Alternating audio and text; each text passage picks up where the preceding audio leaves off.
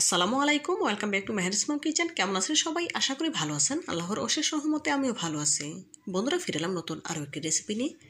আজ আপনাদের তৈরি করে দেখাবো জলপাইয়ের পারমিচ আচারের সহজ একটি রেসিপি। আশা করি রেসিপিটি আপনাদের ভালো লাগবে। তো বন্ধুরা, না টেনে পুরো ভিডিও জুড়ে সাথে থাকার অনুরোধ রইল। চলুন মূল প্রিপারেশনে যাওয়া যাক। জলপাইয়ের বার্মিচ আচার তৈরি করার জন্য এখানে 1 কেজি পাকা দেশি জলপাই নিয়েছি।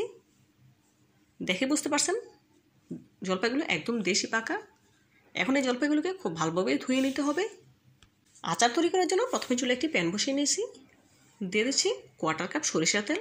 যে কোনো আচার তৈরিতে অবশ্যই সরিষার তেল ব্যবহার করতে হয়। দিয়ে দিলাম 1 চা চামচ গোটা 5 ফোড়ন। দিব কুচি করে রাখা 5-6টি শুকনো মরিচ। এখন নেড়েচেড়ে কিছুটা ভেজে নেব। যখন তেল থেকে খুব সুন্দর ফ্লেভার বের হবে তখন এর সাথে অ্যাড করে দেব জলপাইগুলো, যেগুলো আমি আগে থেকে ধুয়ে রেখেছিলাম। 1 মিনিটের মতো তেলের সাথে নেড়েচেড়ে নেব।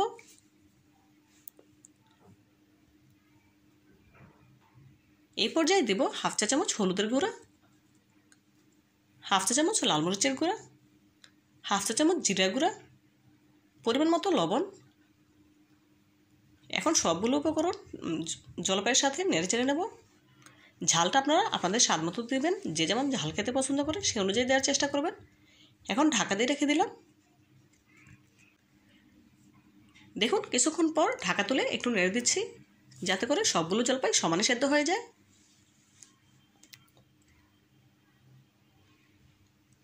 নেড়ে নেওয়া হয়ে গেলে আবারও ঢাকা দিয়ে দেবো। অনেকে জলপাই সেদ্ধ করে পারমিচ আচার তৈরি করেন। আমি যেহেতু দেশি পাকা জলপাই নিয়েছি সেজন্য আর আলাদা করে সেদ্ধ করার প্রয়োজন পড়েনি। আমি সরাসরি তেলে দিয়ে জলপাইগুলো সেদ্ধ করে নিচ্ছি। এখন ঢাকা তুলে নেব। দেখুন জলপাইগুলো ফেটে গিয়েছে, তার মানে পারফেক্টভাবে সেদ্ধ হয়ে গিয়েছে। এখন একটি জলপাই ভেঙে দেখাচ্ছি। দেখুন কতটা পারফেক্টভাবে সেদ্ধ হয়ে গিয়েছে। এখন একটি গ্লাসের সাহায্যে আমি জলপাইগুলোকে থেতো করে নিচ্ছি।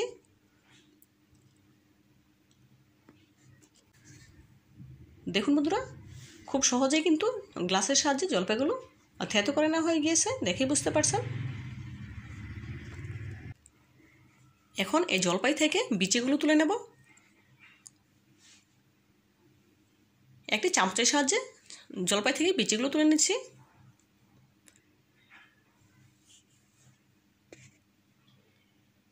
দেখুন বন্ধুরা, সবগুলো বিচি তুলে নেওয়া হয়ে গিয়েছে, দেখেই বুঝতে পারছেন। এই পর্যায়ে জলপাইগুলো আরও ভালোভাবে থেতো করে নেব। যেহেতু আমি বার্মিচ আচার তৈরি করব সেজন্য ভালো মতো থেতো করে নিতে হবে। এমনভাবে জলপাইগুলো থেতো করে নিতে হবে যাতে মাখা মাখা হয়ে যায়। যেহেতু আমি বার্মিচ আচার তৈরি করব সেজন্য মাখা মাখা করে নিতে হবে। দেখুন এই পর্যায়ে জলপাইগুলো মাখা মাখা হয়ে এসেছে, দেখেই বুঝতে পারছেন। এখন এর সাথে অ্যাড করে দেব মেজারমেন্ট কাপের 1.5 কাপ চিনি। এখন নেড়েচেড়ে জলপাইটাকে রান্না করে নিতে হবে। তো বন্ধুরা, ভিডিওর এই পর্যায়ে আপনাদের কাছে ছোট্ট একটি রিকোয়েস্ট রইল, যারা এখনও পর্যন্ত আমার ভিডিওটি দেখছেন একটি লাইক দিতে ভুলে গেছেন, প্লিজ একটি লাইক দিয়ে ভিডিওটি কন্টিনিউ করবেন। আর যে সকল বন্ধুরা আমার চ্যানেলে নতুন ভিজিট করেছেন চাইলে চ্যানেলটি সাবস্ক্রাইব করে পাশে থাকা অল অপশনে ক্লিক করে দিতে পারেন। এতে করে আমি যখনই কোনো নতুন ভিডিও আপলোড করবো সবার আগে আপনার কাছে পৌঁছে যাবে। এই কাজটি যারা অলরেডি করে নিয়েছেন আপনাদেরকে জানাই অসংখ্য ধন্যবাদ।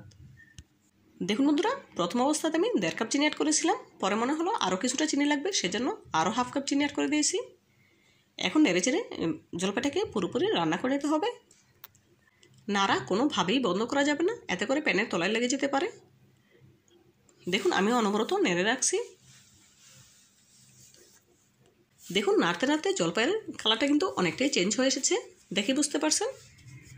এভাবে করে অনবরত নেড়েচেড়ে এই আচারের মিশ্রণটা রেডি করে নিতে হবে। গ্যাসের ফ্লেম মিডিয়াম হিটে রেখে এই আচারটা তৈরি করে নিতে হবে। হাই হিটে করে আচারটা তৈরি করা যাবে না, এতে করে আচারের কালারটা সুন্দর আসবে না। শুরু থেকে শেষ পর্যন্ত গ্যাসের ফ্লেম মিডিয়াম হিটে রেখেই এই আচারটা তৈরি করে নিচ্ছি।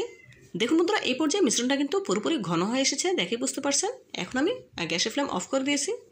এখন চুলা থেকে নামিয়ে কিছুটা ঠান্ডা করে নেব।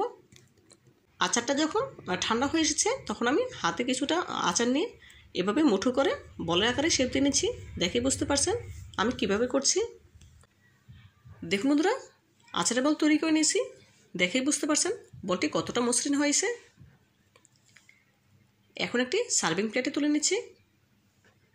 আপনাদের বোঝার সুবিধার্থে আরও একটি আচারের বোল তৈরি করে দেখাচ্ছি।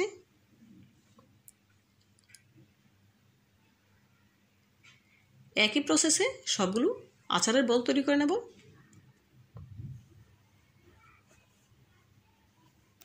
দেখুন বন্ধুরা, সবগুলো আচারের বোল তৈরি করা হয়ে গিয়েছে। ডেকোরেশনের জন্য উপর থেকে মরিচের বিচি ছিটিয়ে দিচ্ছি। জলপাইয়ের বার্মিজ আচারের ফাইনাল লুকটা দেখুন, মাশাআল্লাহ কতটা লোভনীয় হয়েছে দেখেই বুঝতে পারছেন। দেখতে যতটা সুন্দর হয়েছে খেতে তার থেকেও অনেক বেশি মজাদার ছিল। আপনারা এই জলপাইয়ের সিজনে একবার হলেও আমার এই রেসিপিটি ফলো করে জলপাইয়ের বার্মিজ আচার তৈরি করে খেয়ে দেখবেন, খুবই ভালো লাগবে ইনশাআল্লাহ।